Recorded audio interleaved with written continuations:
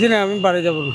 চাই কিন্তু এখন আমি একা মানুষ, কিন্তু ব্যবসা বাণিজ্য যেভাবে কিন্তু এইভাবে কার কাছে রেখে যাবো, এই জন্য আমি ভাবি না।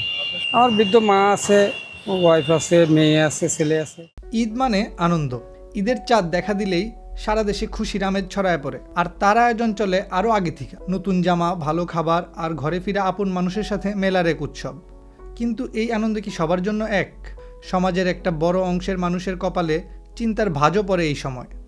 আমরা জানতে চাইছিলাম আমাদের চারপাশের চা বিক্রেতা, কুলি, অটো চালক বা পথশিশুদের কাছে ঈদের আনন্দ মানে কি। জানার চেষ্টা করছিলাম কেমন যাইতেছে তাদের ঈদ আয়োজন। চলেন দেখি কি বলতেছেন তারা। না বাড়িতে কী করবো, টাকা পয়সা তো নাই, কেমন কী করবো। আমার শরীর আর কি কিনুম, আমার কোনো ঈদ আছে? আমরা হইলাম কাঙ্গালি, আমার কোনো ঈদ নাই, বুঝেন না। এতে বাড়ির যাওয়া হবে না, খরচা বেশি। অনেক ক্ষুদ্র ব্যবসায়ী আছেন যারা ব্যবসা রাইখা বাড়ি যেতে পারতেছেন না, কারণ তার ব্যবসা দেখাশোনা করার জন্য কেউ নাই। কারো কারো 5-6 সদস্যের পরিবারের আয়ের ভার তার একার কাঁধে।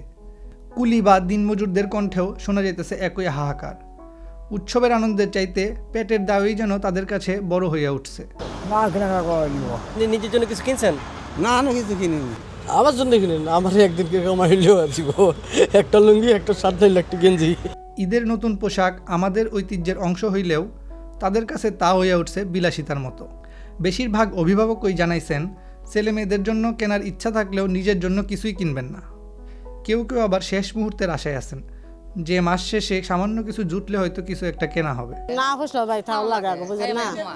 না আঙ্গো কিছুই হয় নাই, আমরা গরিব মানুষ, বাসা বাড়ির কাম করি তো এনে খাই। বর্তমানে দ্রব্যমূল্যের ঊর্ধ্বগতিতে বেশিরভাগের জীবন কঠিন।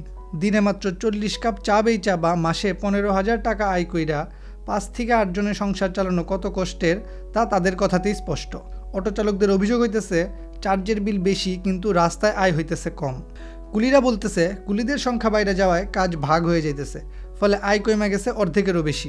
পরিবার আছে, এক ছেলে এক মেয়ে আছে, ভাববে না আমার। যতদূর কামাই করে আগে ছেলিবিলির মন বুঝাইতে পোতা পত্নী।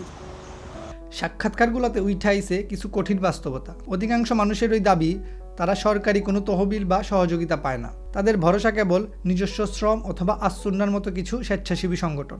আমাদের উৎসবের রং হয়তো এই শ্রমজীবী মানুষের শ্রমেই উজ্জ্বল হয়, কিন্তু দিন শেষে তাদের ঈদ যদি কাটে পুরনো কাপড় আর মলিন মুখে, তাইলে উৎসব হিসেবে ঈদ পূর্ণতা পায় না।